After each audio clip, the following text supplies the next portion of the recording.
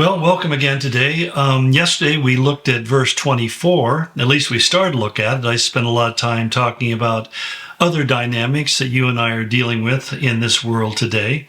And I want to really finish my thought that I started on that. And that was that Peter is pointing out that despite all of the hardships and difficulties that accompany the gift of eternal life and salvation, a term which he referred to oftentimes as simply suffering.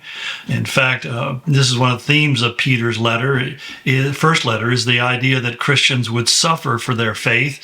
And it was something that he was certainly well familiar with, and the church was well familiar with.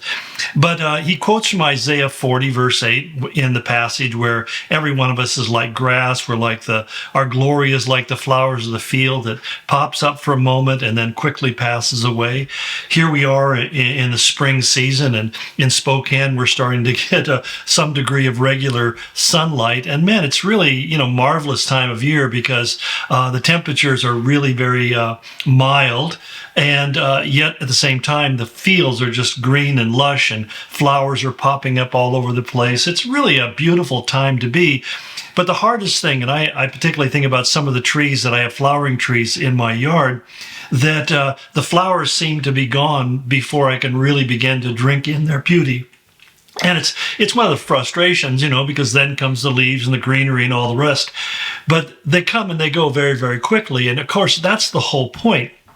That we many times measure our life by a very unreal metric. And in other words, we don't like to think about death. We try to pretend like we're going to live forever.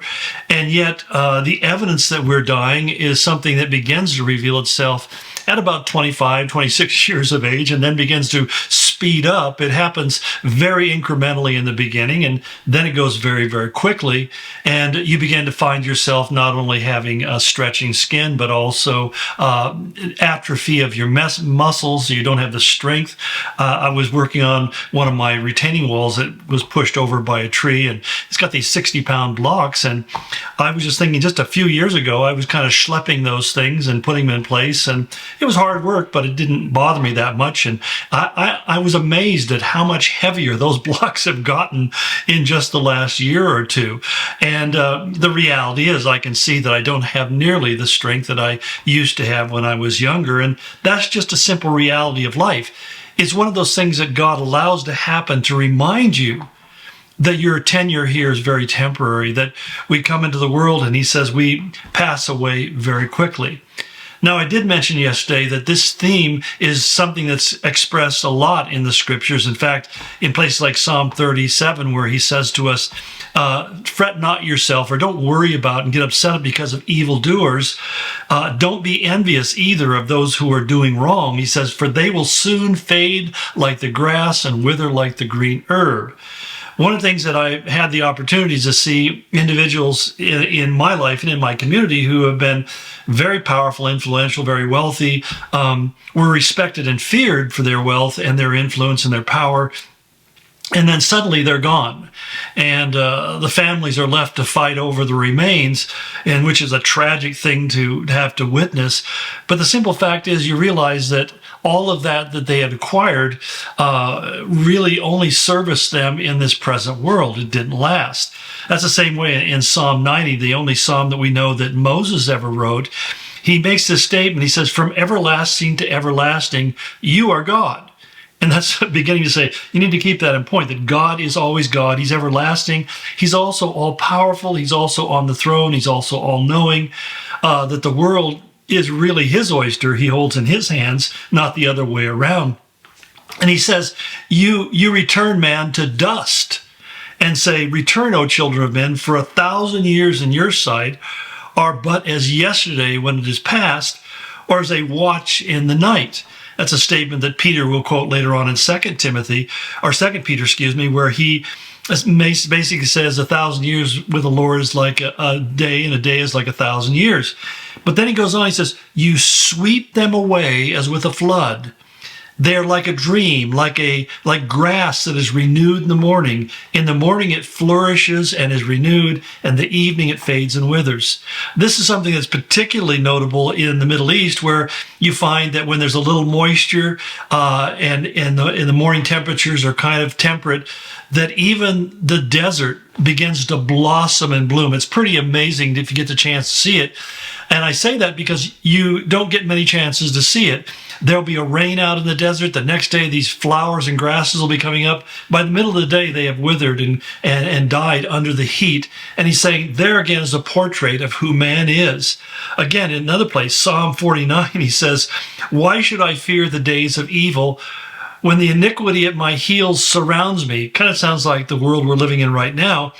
Then he says, "Those who trust in their wealth and boast in the multitude of their riches, none of them by any means can redeem his brother." In other words, none of those treasures can redeem anybody, nor give to God a ransom for him. There's no way we can buy more life.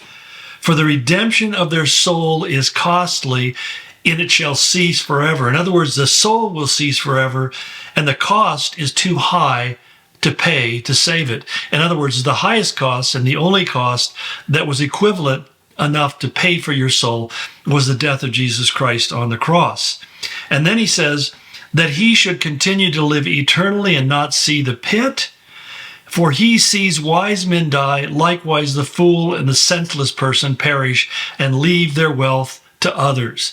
And then he goes on to talk about how people in their own minds have this kind of foolish imagination. He says their inner thought is that their houses will last forever.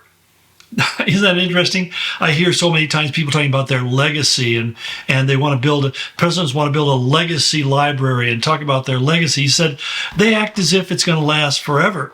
All you have to do is travel around the world, to Rome, to Europe, any place in Egypt, and you'll see that these legacy buildings are lying in rubble for the most part. And even those pharaohs who sealed themselves in these coffins, doing everything they could think of to prevent them from being broken in and robbed, all found that they had been robbed. The only tomb that we've ever found intact was the tomb of King Tut. And the reason it was intact is because as grave robbers were looting other tombs that had even more treasures in them, they ended up throwing the rubble down and burying the entrance. And it was only, when Carter found it in the earliest 20th century that he discovered this tomb with these amazing treasures, which were paltry compared to most of the pharaohs. So my point is, obviously, we can see the historical evidence behind what he's saying.